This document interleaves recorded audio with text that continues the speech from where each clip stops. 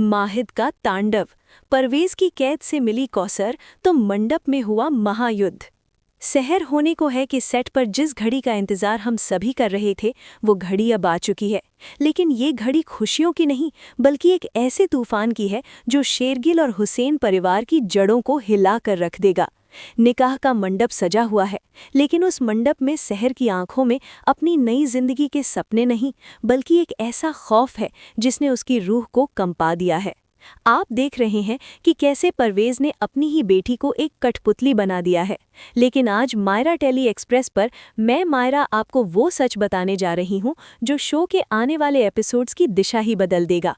सहर की खामोशी के पीछे की चीखें अब तक दीवारों में दफन थीं, लेकिन माहिद, जिसका किरदार पार्थ समखान इतनी शिद्दत से निभा रहे हैं, वो अब खामोश नहीं बैठने वाला।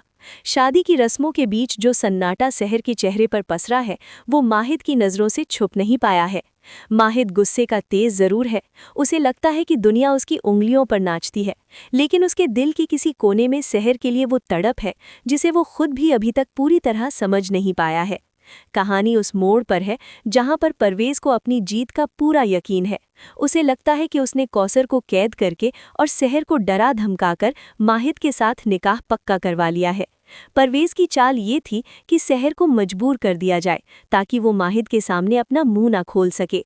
सहर जानती है कि अगर उसने माहिद को जरा भी भनक लगने दी कि ये शादी उसकी मर्जी से नहीं हो रही तो परवेज उसकी मां कौसर को नुकसान पहुंचाने में एक पल भी नहीं लगाएगा। इसी डर ने सहर के होठों को सिल दिया है। लेकिन कहते हैं ना कि पाप का घड़ा कभी न कभी भरता ही है। माहिद मंडप में बैठा है, काजी साहब निकाह की रस्में शुरू करने वाले हैं, लेकिन माहिद की नज़रें बार बार सहर पर जा रही हैं। उसे सहर का वो डरना, वो कांपना और बार बार दरवाजे की तरफ देखना अजीब लग रहा है। माहिद सोच रहा है कि जिस लड़की ने हर बात पर उससे टक्कर ली, जो कभी उसके सामने झुकी नहीं, आज वो इतनी बेजान क्यों है? क्या ये सिर्फ शादी की घबराहट है या बात कुछ और है? माहिद का शक तब और गहरा हो जाता है जब वो देखता है कि सहर की मां कौसर, जो अपनी बेटी की शादी के लिए सबसे ज्यादा उत्साहित होनी चाहिए थी, वो इस पूरे मंजर से गायब है। माहिद अपने आसपास देखता है, हर तरफ मेहमान हैं। नाजिमा और हुस्ना फूफी अपनी चालों में मस्त हैं, लेकिन कौसर का कहीं अता पता नहीं है। माहिद के जहन में सवाल उठने लगते हैं।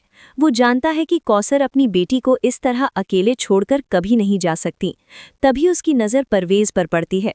परवेज के चेहरे पर एक कुटिल मुस्कान है, एक ऐसी मुस्कान जो एक पिता के चेहरे पर नहीं बल्कि एक सौदागर के चेहरे पर होती है। माहिद को ये बात खटकती है। मायरा टेली एक्सप्रेस के व्यूअर्स, यहाँ से कहानी में वो ट्विस्ट आता है जिसकी उम्मीद शायद परवेज ने सपने में भी नहीं की होगी। रस्मों के बीच जब थोड़ा सा ब्रेक मिलता है, माहिद बहाना बनाकर मंडप से उठता है। उसे सहर से बात करनी है, लेकिन सहर तो परवेज के खौफ के साए में है। माहिद दबे पांव उस ओर बढ़ता है जहां उसे कुछ हलचल सुनाई देती है। घर के पिछवाड़े, जहां पुराना स्टोर रूम है, वहां उसे कुछ संदिग्ध गतिविधियां महसूस होती हैं। माहिद का दिल जोर जोर से धड़क रहा है, लेकिन डर से नहीं बल्कि एक अनजाने गुस्से से। जैसे जैसे वो स्टोर रूम के करीब पहुंचता है, उसे किसी के रोने की दबी हुई आवाज़ सुनाई देती है। ये आवाज़ किसी और की नहीं बल्कि कौसर की है। माहिद के कदम ठिठक जाते हैं। वो यकीन नहीं कर पाता कि जिस घर में जश्न का माहौल है, वहाँ के एक अंधेरे कोने में इतना बड़ा जुर्म हो रहा है। वो दरवाजे की दरार से जो देखता है उससे उसका खून खौल उठता है। अंदर कौसर एक कुर्सी से बंधी हुई हैं, उनके मुंह पर कपड़ा ठूंसा गया है और परवेज के कुछ गुंडे वहां पहरा दे रहे हैं। ये मंजर देखकर माहिद का वो एंग्री यंग मैन वाला अवतार जाग उठता है जिसे हम सब पसंद करते हैं। अब उसे समझ में आता है कि सहर की वो खामोशी, वो आंसू और वो बेबसी किस लिए थी। सहर शादी इसलिए नहीं कर रही क्योंकि वो माहिद को चाहती है या ये समझौता है, बल्कि वो अपनी माँ की जान बचाने के लिए अपनी जिंदगी कुर्बान कर रही है। इस सच का सामना होते ही माहिद के अंदर का ज्वालामुखी फट पड़ता है। उसे अब तक लग रहा था कि सहर शायद उससे नफरत करती है या स्टेटस की वजह से चुप है, लेकिन यहाँ तो खेल ही कुछ और था। परवेज ने माहिद के प्यार, उसके जुनून और उसकी शादी को एक गंदा खेल बना दिया था। माहिद को सबसे ज्यादा गुस्सा इस बात पर आता है कि उसे अंधेरे में रखा गया। उसे लगा था कि वो अपनी मर्जी चला रहा है, लेकिन असल में वो परवेज की चाल का एक मोहरा बन गया था। और माहिद वो मोहरा कभी नहीं बनता, वो राजा है और राजा अपनी शर्तों पर खेलता है। मैं मायरा आपको बता दूं कि यहाँ माहिद ये नहीं सोचता कि अंदर कितने गुंडे हैं या परवेज क्या करेगा। उसके दिमाग में सिर्फ एक ही चीज चल रही है, शहर के आंसुओं का हिसाब। वो दरवाजा तोड़कर अंदर दाखिल होता है। गुंडे हक्के बक्के रह जाते हैं। उन्हें उम्मीद नहीं थी कि दूल्हा खुद अपनी शादी छोड़कर यहाँ आ जाएगा। वहाँ जो एक्शन होता है वो रोंगटे खड़े करने वाला है। माहिद अकेले ही उन गुंडों पर टूट पड़ता है। हर एक घूंसा जो वो मारता है उसमें शहर की बेबसी का गुस्सा है। वो कौसर को आज़ाद करता है। कौसर की हालत देखकर माहिद का दिल पसीज जाता है। वो जिस औरत को अपनी माँ की तरह सम्मान देना चाहता था, उसे इस हालत में देखकर उसे अपनी शादी से घिन आने लगती है। कौसर रोते हुए माहिद से भीख मांगती है कि शहर को बचा लो, उसकी जिंदगी बर्बाद होने से रोक लो। लेकिन माहिद अब शहर को बचाने नहीं बल्कि शहर के लिए लड़ने जा रहा है। वो कौसर को सहारा देकर बाहर लाता है। उसके शेरवानी पर धूल और खून के धब्बे हैं, लेकिन उसकी आंखों में जो आग है वो पूरे मंडप को जलाने के लिए काफी है। अब सीन शिफ्ट होता है वापस मंडप की तरफ। काजी साहब बार बार पूछ रहे हैं कि दूल्हा कहाँ है। परवेज परेशान होने लगता है। उसे डर है कि कहीं उसका प्लान फेल न हो जाए। नाजिमा और हुस्ना भी कानाफूसी कर रही हैं। शहर की धड़कनें रुकी हुई हैं। उसे अनहोनी का एहसास हो रहा है। तभी मुख्य द्वार पर एक जोरदार धमाका होता है। सबकी नजरें उधर मुड़ती हैं और जो वो देखते हैं उससे सबके पैरों तले जमीन खिसक जाती है। माहिद खड़ा है, उसकी आंखों में अंगारे हैं और उसके साथ सहारा लिए हुए कौसर खड़ी हैं। शहर अपनी माँ को देखते ही अम्मी चिल्लाकर दौड़ पड़ती है। माँ बेटी का वो मिलन देखकर पत्थर दिल भी पिघल जाए, लेकिन माहिद की नजरें सिर्फ एक शख्स पर टिकी हैं, परवेज। पूरा हॉल सन्नाटे में है। मेहमान हैरान है कि ये क्या ड्रामा हो रहा है। परवेज के चेहरे का रंग उड़ चुका है। वो हकलाते हुए कुछ कहने की कोशिश करता है, माहिद बेटा ये सब क्या। लेकिन माहिद उसे अपनी बात पूरी करने का मौका भी नहीं देता। वो चीते की रफ्तार से परवेज की तरफ बढ़ता है और उसका कॉलर पकड़ लेता है। ये वो पल है जिसका जिक्र मैंने वीडियो की शुरुआत में किया था।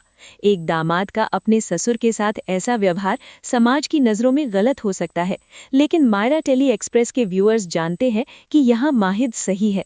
माहिद परवेज को घसीटते हुए सबके बीच लाता है। शर्म नहीं आई तुम्हें? माहिद की ये दहाड़ पूरे हॉल में गूंजती है। अपनी ही बेटी का सौदा करते हो? एक माँ को कैद करके बेटी की डोली उठाने चले थे। शहर अपनी माँ से लिपटकर रो रही है, लेकिन उसकी नजरें माहिद पर हैं।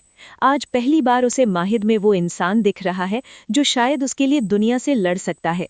अब तक शहर माहिद को एक अहंकारी और जिद्दी इंसान समझती थी, लेकिन आज माहिद ने उसकी माँ की जान बचाकर और उसके पिता के खिलाफ खड़ा होकर ये साबित कर दिया कि उसके लिए सही और गलत का मतलब क्या है। माहिद का गुस्सा शांत होने का नाम नहीं ले रहा। वो परवेज के उन तमाम झूठों का पर्दाफाश सबके सामने करता है।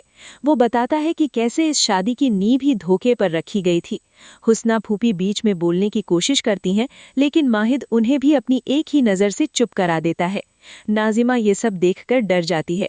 उसे लगता है कि कहीं उसका नाम भी ना आ जाए, इसलिए वो चुपचाप कोने में दुबक जाती है। लेकिन कहानी यहाँ खत्म नहीं होती। परवेज जो अब तक डरा हुआ था, अचानक अपना पैंतरा बदलता है। वो जानता है कि माहिद को इमोशनली ब्लैकमेल करना मुश्किल है, तो वो समाज की दुहाई देने लगता है।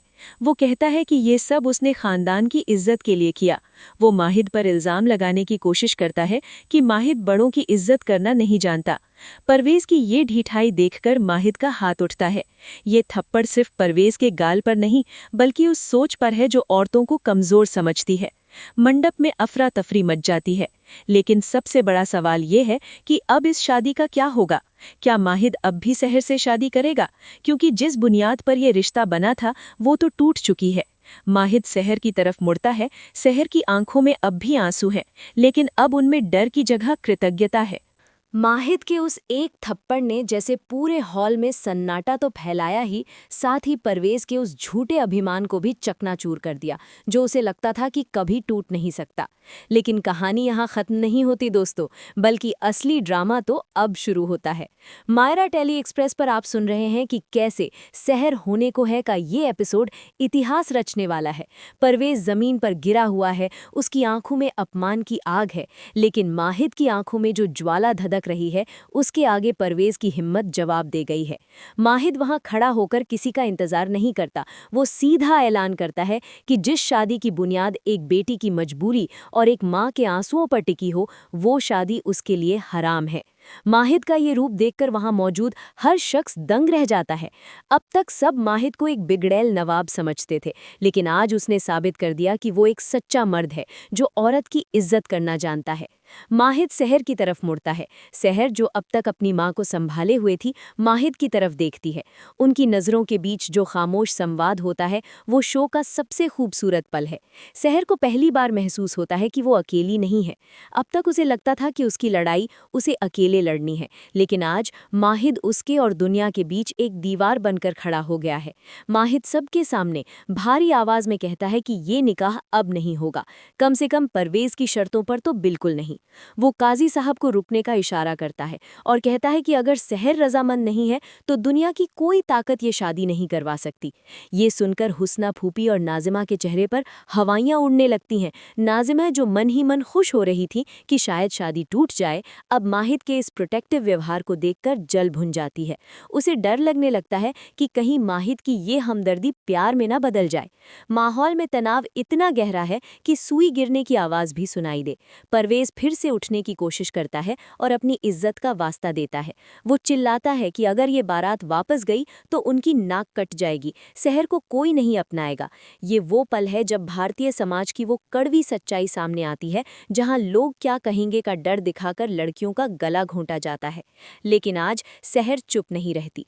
माहिद की हिम्मत ने उसे वो आवाज़ दी है जो परवेज ने बचपन से दबा रखी थी। सहर अपनी माँ के आंसुओं को पोंछती है और पहली बार अपने पिता की आंखों में आंखें डालकर देखती है।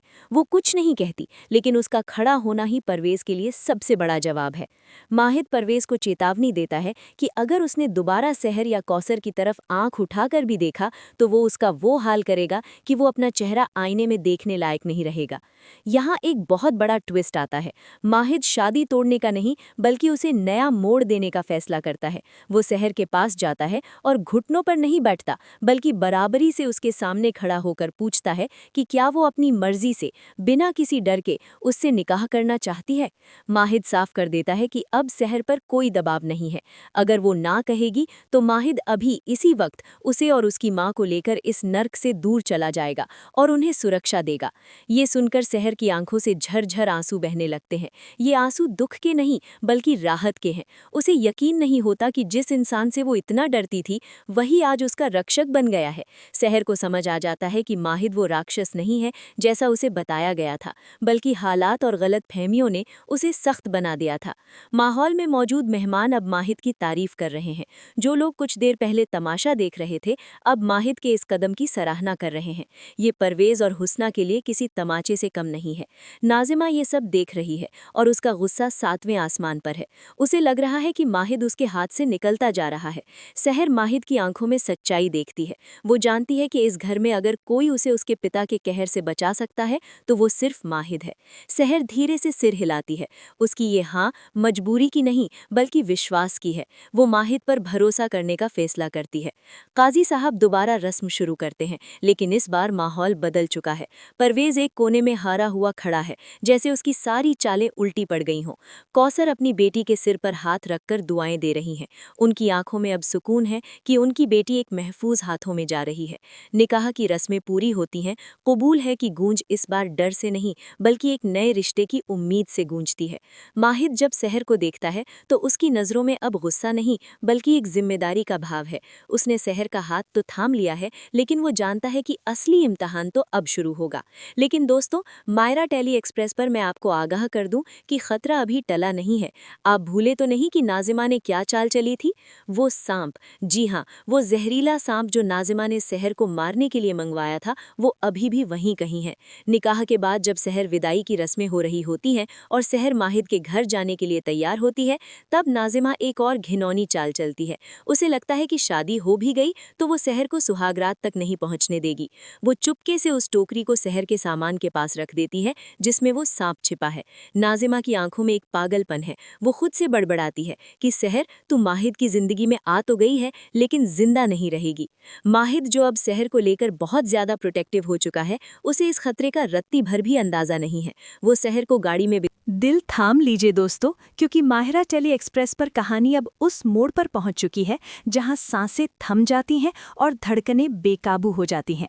आप और हम जिस कमरे में सहर और उस जहरीले सांप को अकेला छोड़ आए थे, वहां अब मौत और जिंदगी की जंग छिड़ चुकी है। माहिद, जिसने अभी अभी पूरी दुनिया से लड़कर सहर का हाथ थामा है, अब एक ऐसे दुश्मन के सामने खड़ा है जिसका वार खामोश होता है लेकिन अंजाम मौत। सहर कोने में दुबकी हुई है, उसका चेहरा डर से पीला पड़ चुका है, लेकिन उसकी नजरें माहिद पर टिकी हैं। माहिद के हाथ में वो भारी फूलदान है और सामने वो फन फैलाया हुआ काल। जैसे ही सांप सहर की तरफ दोबारा लपकने की कोशिश करता है, माहिद अपनी जान की परवाह किए बिना बीच में आ जाता है। वो अपनी शेरवानी उतारकर बिजली की रफ्तार से सांप के ऊपर फेंकता है। सांप उस भारी कपड़े में उलझ जाता है और इससे पहले कि वो बाहर निकल पाता, माहिद पास रखा एक भारी स्टूल उठाकर उस पर दे मारता है। ये सीन इतना तेज और रोंगटे खड़े करने वाला है कि आपकी पलकें झपकना भूल जाएंगी। माहिद का वो गुस्सा जो अब तक परवेज के लिए था, अब उस जानवर पर निकल रहा है जिसने उसकी सहर को डराने की जुर्रत की। सांप के मरते ही कमरे में एक भयानक सन्नाटा पसर जाता है। माहिद गहरी सांसें ले रहा है, उसका माथा पसीने से भीगा हुआ है। सहर, जो अभी भी सदमे में है, कांपते हुए खड़ी होती है। उसे यकीन नहीं हो रहा कि वो जिंदा है। वो धीरे धीरे माहिद की तरफ बढ़ती है। माहिद मुड़ता है और सहर की हालत देखकर उसका दिल पसीज जाता है। सहर के पैर डगमगाते हैं और वो गिरते गिरते बचती है, लेकिन माहिद उसे थाम लेता है। और दोस्तों, यही वो पल है जिसका इंतजार #महिर फैंस कर रहे थे। सहर, जो हमेशा माहिद से दूर भागती थी, आज डर के मारे माहिद के सीने से लग जाती है। वो रो रही है, बुरी तरह कांप रही है। माहिद उसे दूर नहीं करता, बल्कि अपनी बाहों में भरकर उसे तसल्ली देता है। वो धीरे से उसके सिर पर हाथ फेरता है और कहता है, जब तक मैं जिंदा हूं, तुम्हें कोई छू भी नहीं सकता सहर। ये डायलॉग नहीं, ये माहिद का वादा है। सहर को माहिद की धड़कनें सुनाई दे रही हैं और पहली बार उसे महसूस होता है कि ये इंसान पत्थर दिल नहीं है, बल्कि इसके अंदर भी एक धड़कता हुआ दिल है जो सिर्फ उसे महफूज रखना चाहता है। लेकिन पिक्चर अभी बाकी है। कमरे के बाहर नाजिमा खड़ी है, जिसके चेहरे पर एक शैतानी मुस्कान थी, ये सोचकर कि अब तक सहर का काम तमाम हो चुका होगा। शोर सुनकर वो और हुस्ना फूफी भागते हुए आते हैं, उम्मीद करते हुए कि उन्हें सहर की लाश मिलेगी। लेकिन जब माहिद दरवाज़ा खोलता है तो नज़ारा देखकर नाजिमा के पैरों तले ज़मीन खिसक जाती है। सहर जिंदा है, सही सलामत है और माहिद की पीछे खड़ी है। माहिद की आंखों में अब सवाल नहीं, अंगाले हैं। वो मरे हुए सांप को देख चुका है और वो जानता है कि सांप अपने आप बंद कमरे में, वो भी तीसरी मंजिल पर बैग के अंदर नहीं आ सकता। माहिद की नज़रें घर के हर सदस्य पर घूमती हैं। वो चिल्लाकर सिक्योरिटी को बुलाता है। उसका सवाल सीधा है, ये यहाँ कैसे आया? नाजिमा डर के मारे पसीना पसीना हो रही है। अगर माहिद को पता चल गया कि ये उसकी हरकत है तो वो उसे घर से धक्के मारकर निकाल देगा। हुस्ना फूफी बात को संभालने की कोशिश करती हैं, कहती हैं कि अरे बेटा, पुराना घर है, आ गया होगा कहीं से। लेकिन माहिद बेवकूफ़ नहीं है। वो साफ कह देता है कि ये हादसा नहीं, साजिश है, और जो भी इस साजिश के पीछे है उसकी खैर नहीं। माहिद का ये रूप देखकर नाजिमा समझ जाती है कि उसका तीर निशाने पर नहीं, बल्कि उल्टा उसी की तरफ मुड़ गया है। कमरे के बाहर जो ड्रामा हुआ, उसने शेरगिल हाउस की नींव हिला दी है। माहिद के दहाड़ सुनकर नाजिमा की रूह काम गई है। माहिद वहां मौजूद हर नौकर और सिक्योरिटी गार्ड को अल्टीमेटम देता है कि अगले 1 घंटे के अंदर उसे पता चलना चाहिए कि ये सांप घर के अंदर आया कैसे। सीसीटीवी फुटेज चेक करने का आदेश दिया जाता है। ये सुनकर नाजिमा का गला सूखने लगता है। उसे पता है कि जिस सपेरे से उसने सांप लिया था, अगर उसका सुराग मिल गया तो माहिद उसे जिंदा नहीं छोड़ेगा। मायरा टेली एक्सप्रेस के व्यूअर्स, यहाँ एक बहुत ही दिलचस्प सीन बनता है जहाँ नाजिमा हुस्ना फूफी को इशारों में मदद मांगती है। हुस्ना फूफी बात को घुमाने के लिए कहती हैं कि माहिद बेटा, अब रात बहुत हो गई है, नई दुल्हन डरी हुई है, उसे आराम करने दो, तहकीकात कल सुबह कर लेना।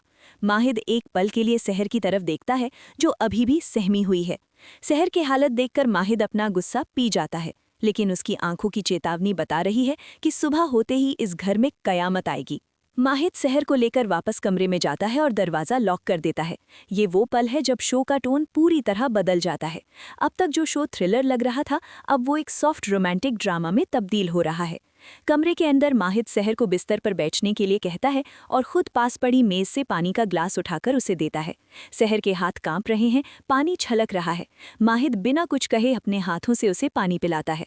दोस्तों, ये वही माहिद है जिसने कुछ घंटों पहले सहर का हाथ मरोड़ा था, लेकिन अब वो उसके आंसू पोंछ रहा है। माहिद सहर से एक बहुत बड़ी बात कहता है। वो कहता है, मैं जानता हूँ सहर कि तुम मुझसे नफरत करती हो और शायद ये शादी तुम्हारी मर्जी के खिलाफ थी, लेकिन आज से तुम मेरी जिम्मेदारी हो। और माहिद अपनी जिम्मेदारी निभाने के लिए किसी भी हद तक जा सकता है।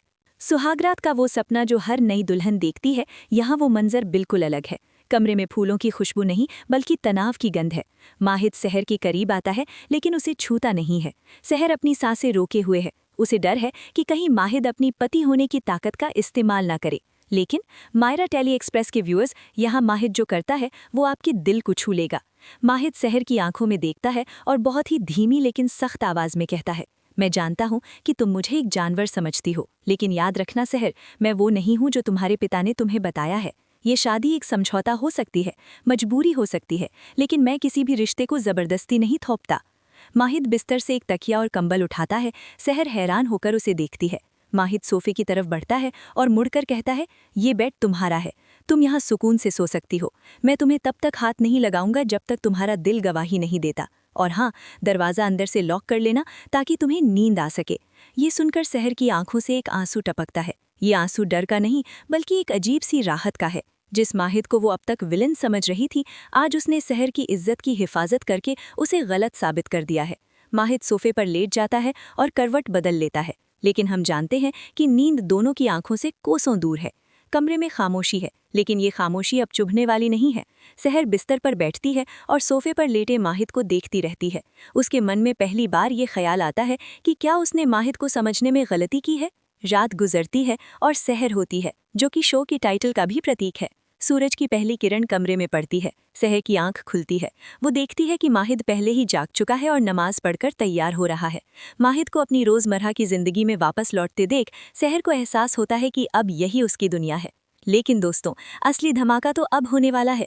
माहिद के फ़ोन पर एक कॉल आता है। ये कॉल सिक्योरिटी हेड का है। माहिद फ़ोन उठाता है और उसके चेहरे के हाव भाव बदल जाते हैं। वो बस इतना कहता है, फुटेज मिल गई? ठीक है, मैं अभी नीचे आ रहा हूँ। इस क्लिप को किसी और को मत दिखाना। कमरे के बाहर नाजिमा का बुरा हाल है। उसने पूरी रात जागकर गुजारी है। उसे पता है कि माहिद जांच करवा रहा है।